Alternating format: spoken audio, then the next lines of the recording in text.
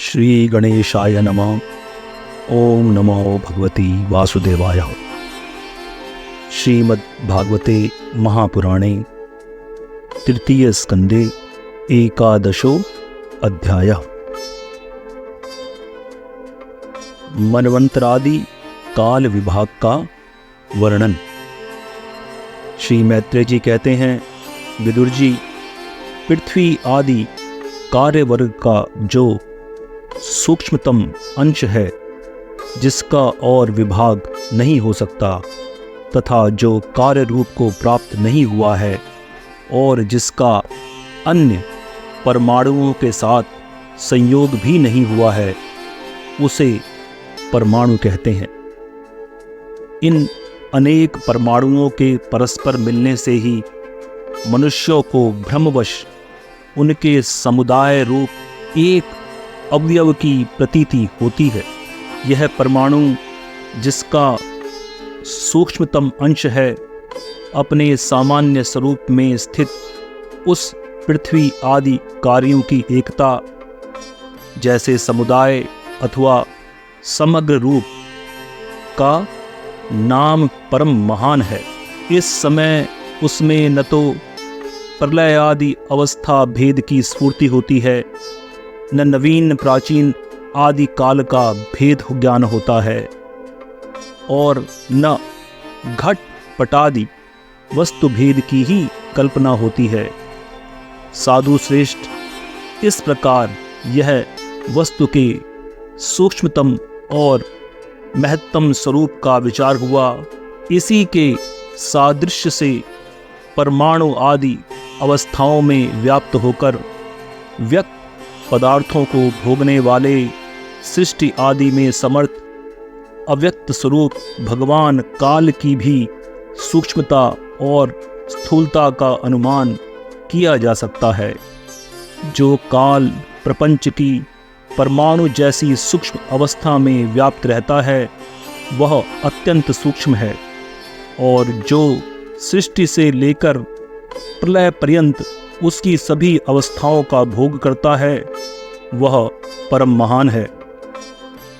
दो परमाणु मिलकर एक अणु होता है, और तीन अणुओं के मिलने से एक त्रिसरेणु होता है, जो झरोखों में से होकर आई हुई सूर्य की किरणों के प्रकाश में आकाश में उड़ता देखा जाता है। ऐसे तीन त्रिसरेणुओं को पार करने में सूर्य को जितना समय लगता है, उसे त्रुटि कहते हैं। इससे 100 गुना काल वेद कहलाता है, और 3 वेद का एक लब होता है। 3 लब को एक निमेष और 3 निमेष को एक क्षण कहते हैं। 5 क्षण की एक काष्ठा होती है, और 15 काष्ठा का एक लघु। 15 लघु की एक नाड़िका अर्थात दंड कही जाती है। 2 नाड़िका का एक मुहूर्त होता है, और दिन के घटने बढ़ने के अनुसार दिन एवं रात्रि की दोनों संधियों के 2 मुहूर्तों को छोड़कर 6 या 7 नाड़िका का एक प्रहर होता है। यह याम कहलाता है, जो मनुष्य के दिन या रात का चौथा भाग होता है।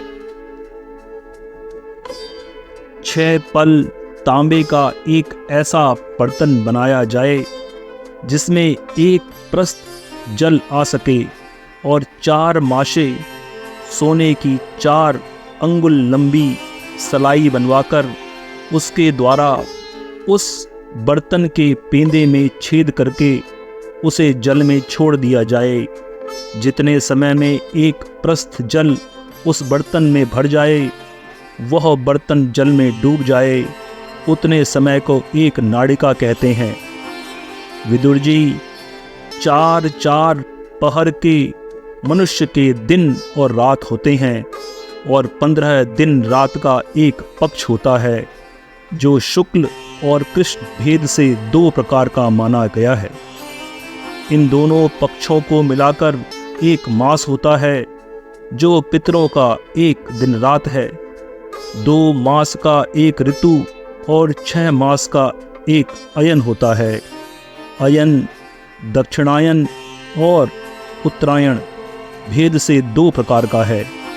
ये दोनों अयन मिलकर देवताओं के एक दिन रात होते हैं तथा मनुष्य लोक में ये वर्ष या 12 मास कहे जाते हैं।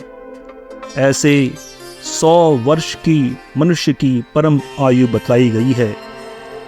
चंद्रमा आदि ग्रह, अश्विनी आदि नक्षत्र और समस्त तारामंडल के अधिष्ठाता काल स्वरूप भगवान सूर्य परमाणु से लेकर संवत्सर पर्यंत काल में 12 राशि रूप संपूर्ण भुवन कोश की निरंतर परिक्रमा किया करते हैं।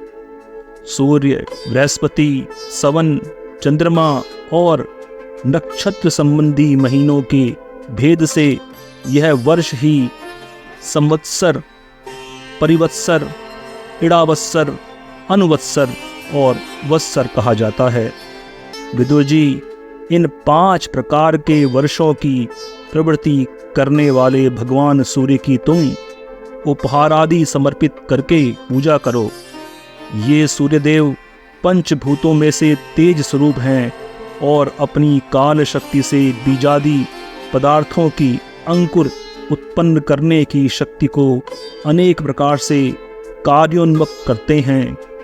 ये पुरुषों की मोहनी वृत्ति के लिए उनकी आयु का क्षय करते हुए आकाश में विचरते रहते हैं तथा ये ही सकाम पुरुषों को यज्ञादि कर्मों से प्राप्त होने वाले स्वर्गादि मंगलमय फलों का विस्तार करते हैं।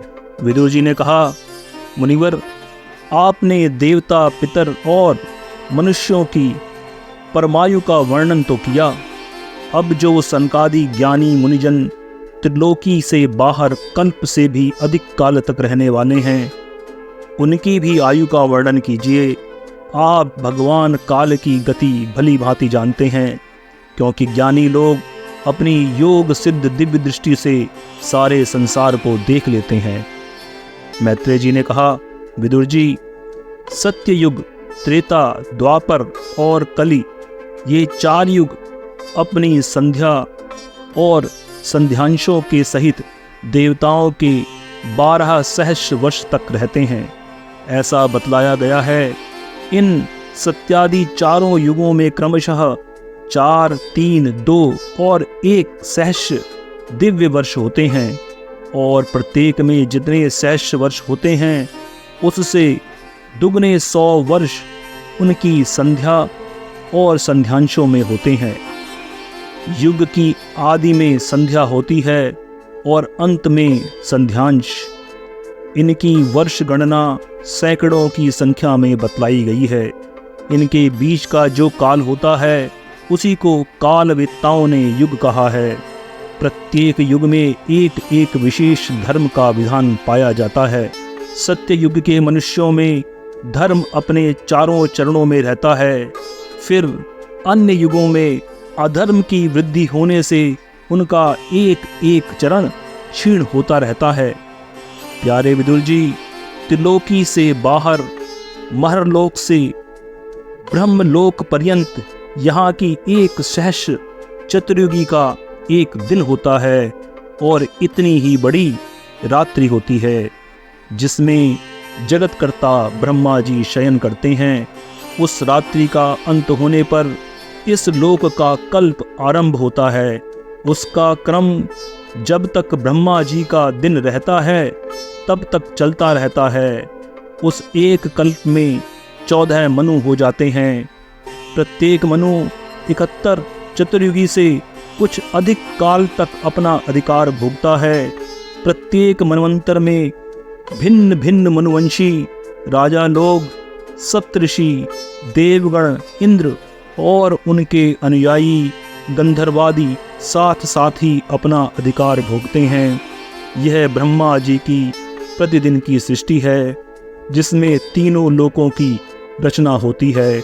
उसमें अपने अपने कर्मानुसार पशु, पक्षी, मनुष्य, पितर और देवताओं की उत्पत्ति होती है।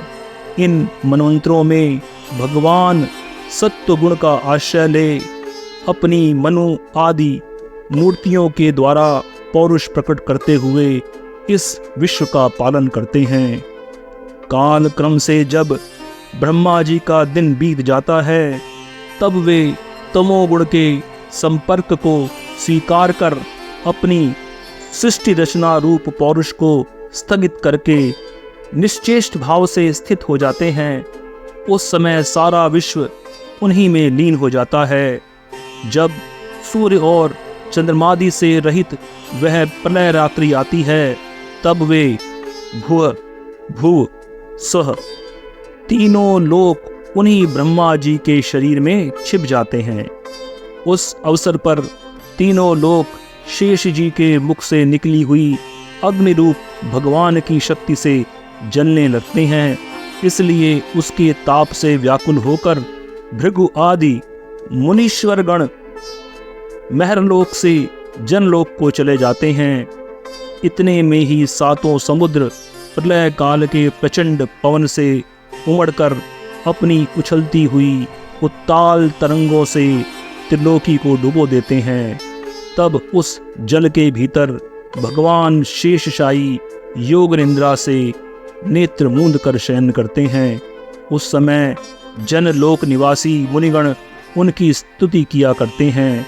इस प्रकार काल की गति से एक एक सहस्र चतुर्युग के रूप में प्रतीत होने वाले दिन रात के हेर फेर से ब्रह्मा जी की 100 वर्ष की परमायु भी बीती हुई सी दिखाई देती है।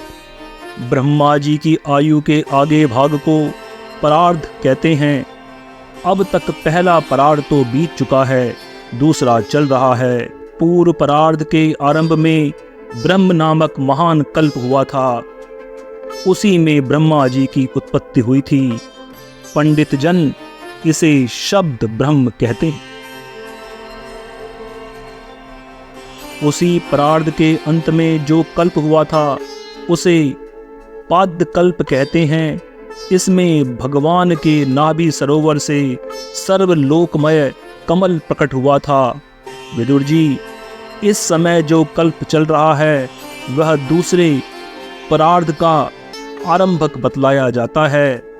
यह वाराह कल्प नाम से विख्यात है। इसमें भगवान ने शूकर रूप धारण किया था। यह 2 परार्ध का काल अव्यक्त अनंत अनादि विश्वात्मा श्रीहरि का एक निमेष माना जाता है। यह परमाणु से लेकर द्विपरार्ध पर्यंत फैला हुआ काल सर्वसमर्थ होने पर भी सर्वात्मा श्रीहरि पर किसी प्रकार की प्रभुता नहीं रखता। यह तो देहादि में अभिमान रखने वाला जीवों का ही शासन करने में समर्थ है। प्रकृति, महतत्व, अहंकार और पंच तन्मात्रा, इन 8 प्रकृतियों के सहित 10 इंद्रियां, मन और पंचभूत, इन 16 विकारों से मिलकर बना हुआ यह ब्रह्मांड कोश भीतर से 50 करोड़ योजन विस्तार वाला है तथा इसके बाहर चारों ओर उत्तरोत्तर 10-10 गुने 7 आवरण हैं। उन सब के सहित यह जिसमें परमाणु के समान पड़ा हुआ दिखता है और जिसमें ऐसी करोड़ों ब्रह्मांड राशियां हैं, वह इन प्रधानादि समस्त कारणों का कारण अक्षर ब्रह्म कहलाता है। और यही पुराण पुरुष परमात्मा श्री विष्णु भगवान का श्रेष्ठ धाम है। इति श्रीमद्भागवते महापुराणे तृतीय स्कंदो 11 अध्याय। धन्यवाद। आप देख रहे थे गॉड ब्लेस टीवी हिंदी। हमारे साथ जुड़ने के लिए सब्सक्राइब अवश्य करें।